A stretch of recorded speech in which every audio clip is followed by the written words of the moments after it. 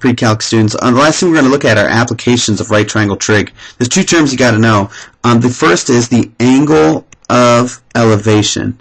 It's kind of exactly like it says. What it is the acute angle formed by the horizontal line in the line of sight. So let's say, example, you're standing here and you're looking up at a kitten who's stuck in a tree. So here's the tree. Here's the poor little kitten. That's its tiny tail.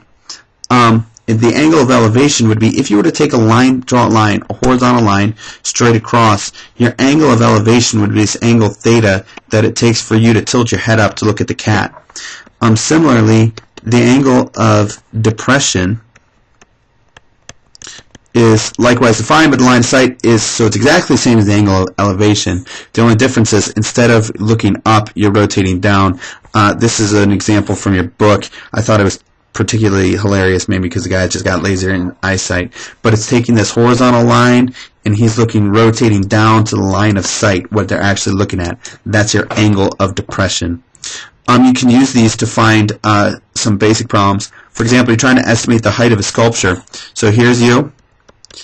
Here's your sculpture. I don't know. It's a sculpture of a kitten in a tree. A very original sculpture, right?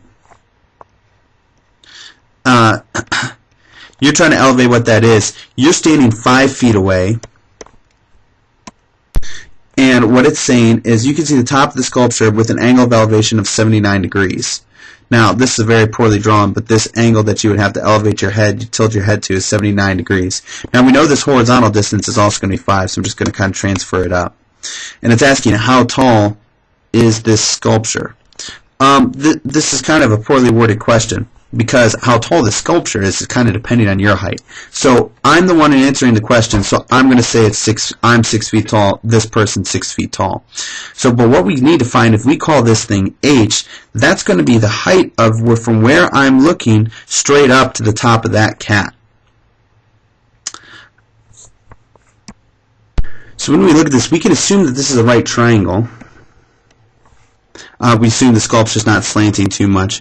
And what we're going to take a look is what side relation exists between this 5, the h, and 79 degrees. That's going to be tangent.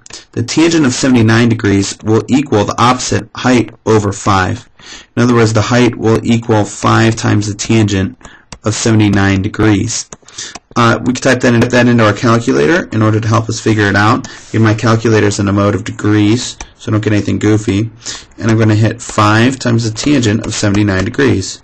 When I enter that, it's 25.7 feet, but that's in addition to my 6 feet tall. So the total height would be 25.7 feet plus 6 feet, which equal a 31.7 foot sculpture of a cat in a tree. A little more complex is kind of taking these to multiple steps. So for example, from his hotel room in the 6th floor window, Singh notices that some window washers above him across the street. So here's the window washers. Here's our boy. It says, curious to his height, he quickly estimates the building around 50 feet apart. So we know that's 50. And the angle of elevation of the workers is about 80 degrees, as indicated. The angle of depression is about 50 degrees. We're asking two questions. One, how high above the ground is the window in Singh's room? So if this is 50, it's asking for this height 1. Again, what relates the 50, which is the adjacent, the h1, which is opposite? The tangent of 50 degrees will equal opposite h1 over 50. Multiply 50 times the tangent of 50 will equal h1. Plug that into our calculator, 50 tan 50, hit enter, we come up with 59.6 feet. So the first height is 59.6 feet. For our sake, that's close enough. We'll just go ahead and call that 60 feet. So, height 1, 60 feet.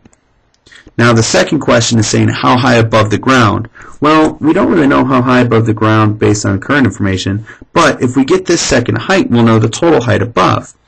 So again, what relates h2 opposite 50 is going to be tangent.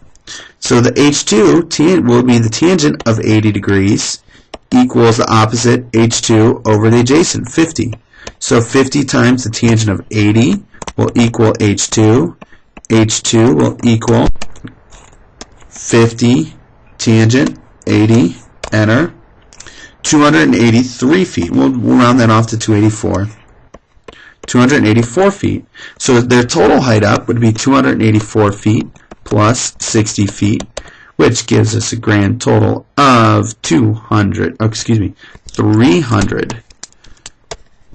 and what is that? 44 feet.